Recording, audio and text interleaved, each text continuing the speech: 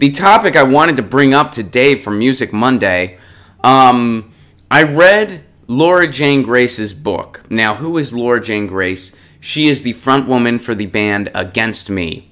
She is a transgender punk rock singer. And I've been listening to Against Me for a long time. I liked Against Me back when she was Tom Gable. That was who she was before she transitioned. And I've been listening to that band for a pretty long time. I'm not very fluent in all their catalog. In fact, my fiance is a bigger Against Me fan than I am. But I've seen them like 4 or 5 times over the years. And, you know, a lot of times it was like at a Warped Tour or something like that.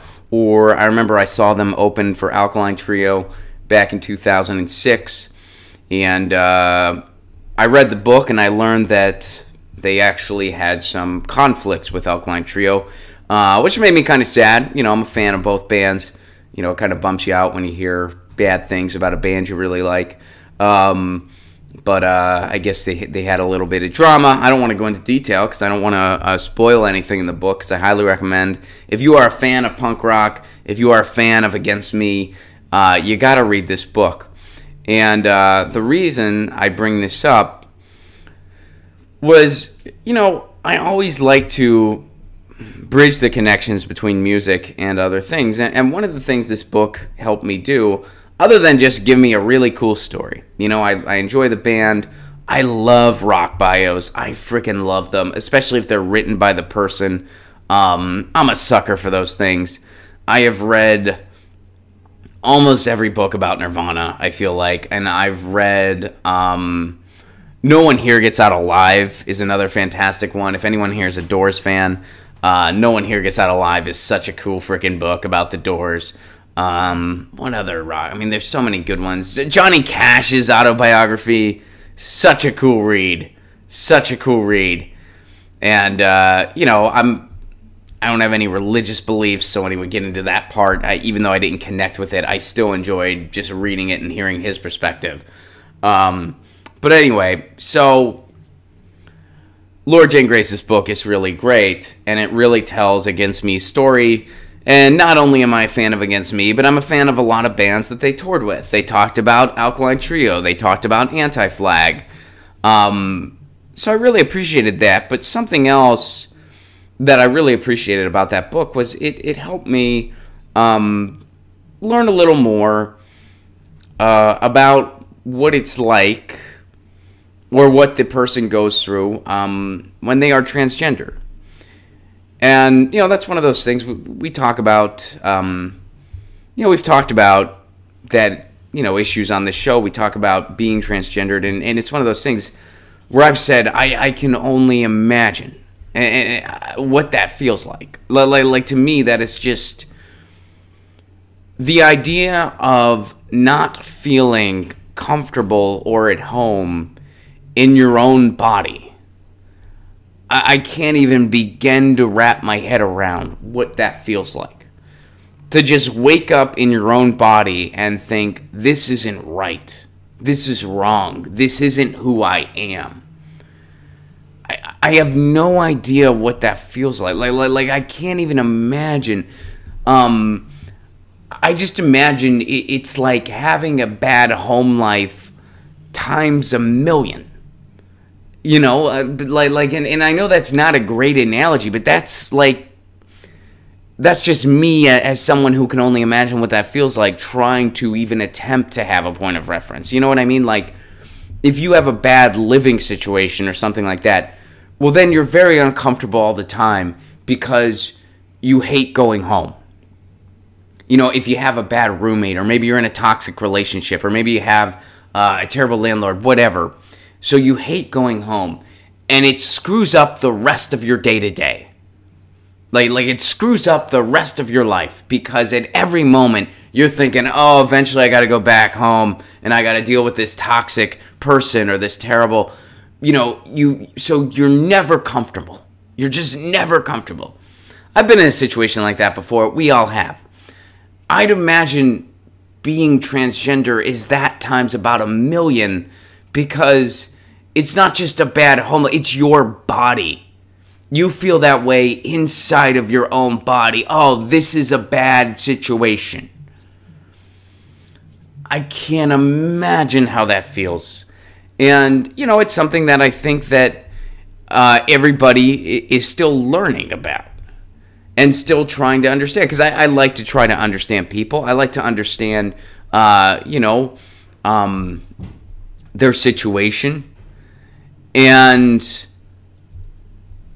Laura Jane Grace's book really goes into detail about how it felt for her and how she had moments of doubt, how painful her transition was, physically and emotionally. It really goes into a lot of detail by that, and it's an interesting peek under the hood. And I bring that up because I love when music, any cultural art, but in particular music, because I love music a lot, and you guys know that about me. That's why we do a Music Monday. But I really love it when music can help make another connection. Where, you know, and in this case, the fact that I love Against Me's music, and have for a long time, that interest in their music led to me, learning a little bit more about what it means to be transgendered. And I think that's really cool because I never would have saw that coming 12 years ago. 12 years ago, I saw Against Me. Laura Jane Grace was Tom Gable. And I had no idea that Tom Gable was going through gender dysphoria. I didn't know about that. How could I have known? He kept it a secret.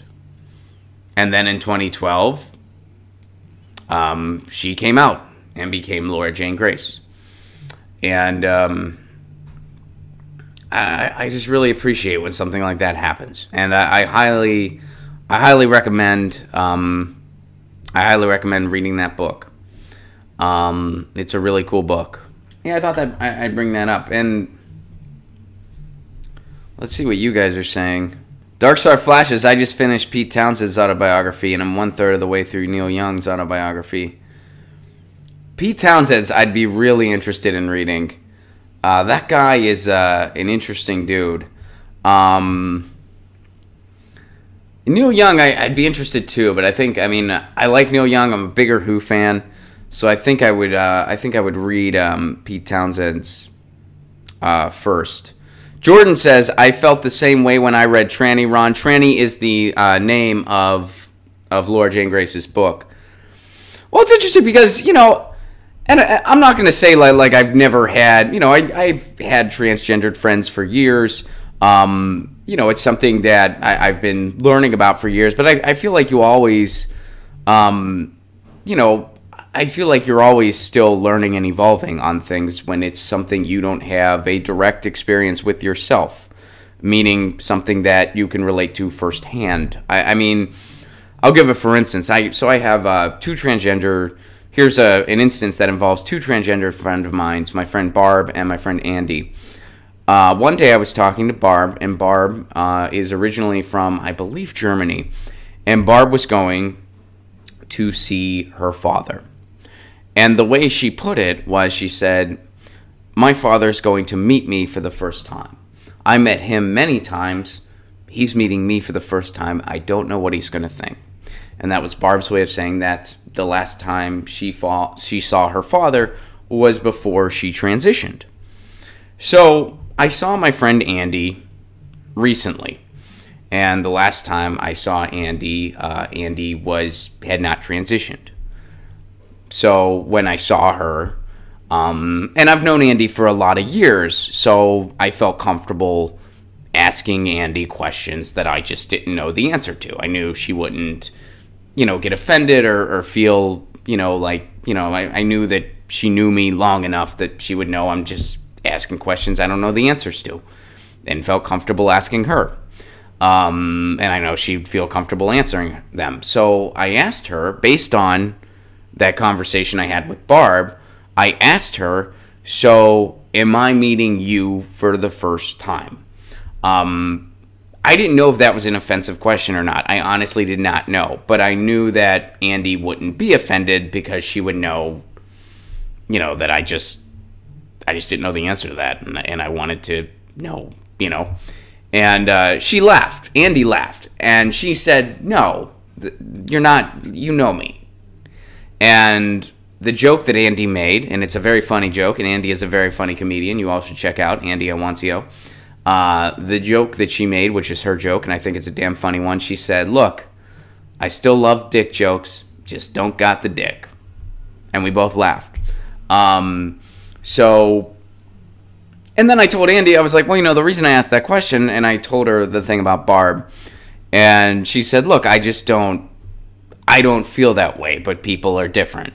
So I guess what I'm getting at is I'm sure there are some transgendered people that feel the way Barb does and some that feel the way Andy does. I don't think either one is right or wrong.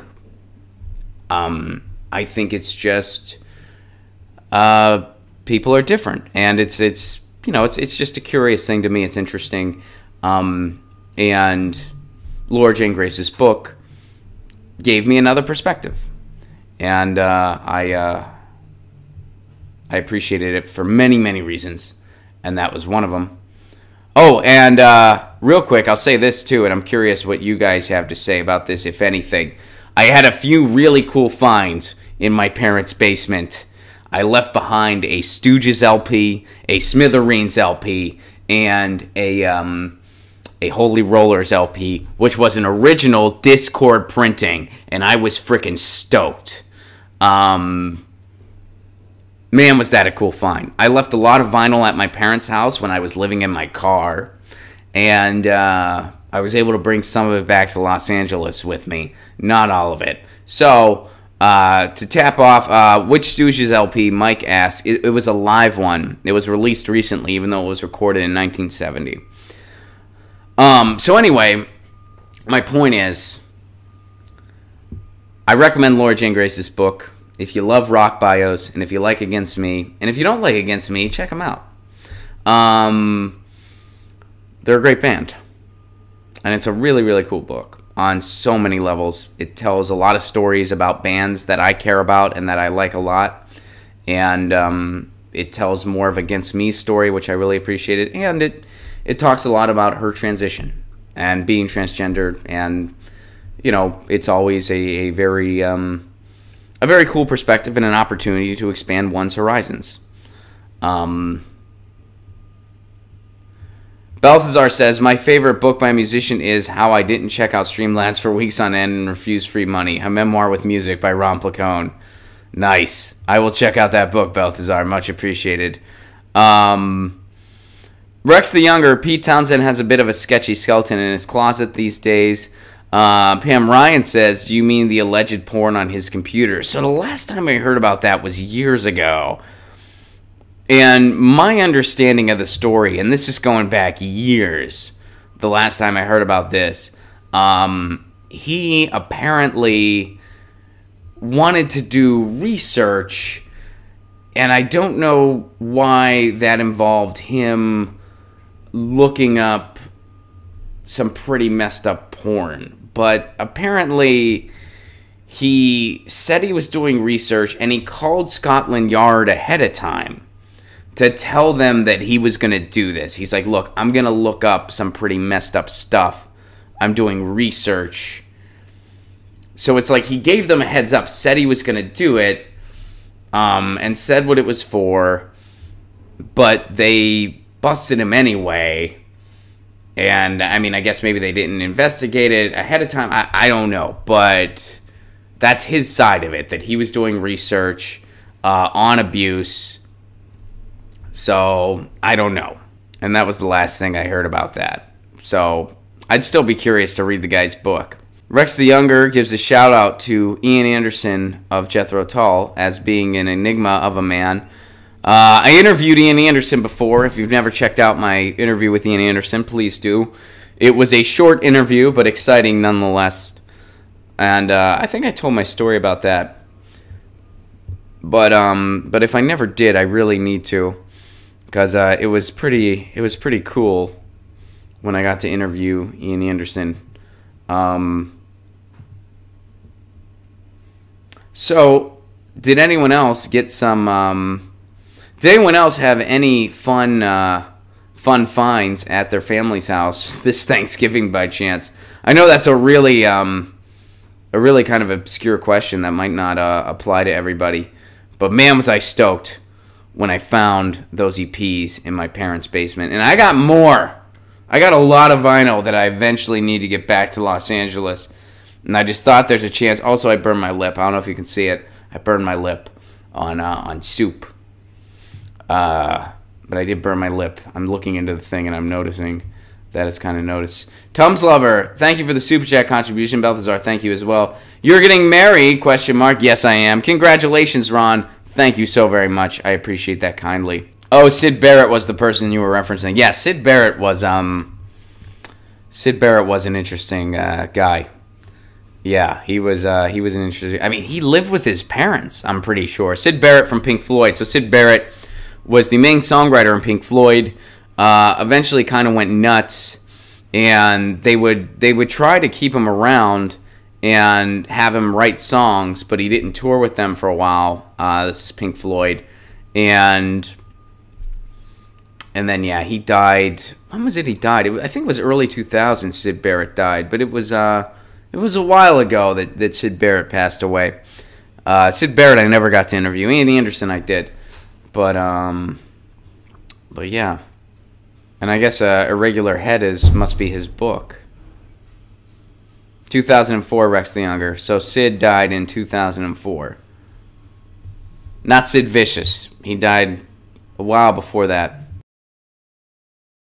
Get your news on with Ron. Don't you want to know what's going on? We're getting our news on today.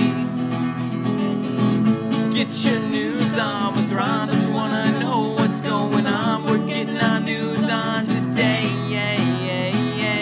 You can tweet me an article at Ron Placone. We'll go through it together and make it our own. Get your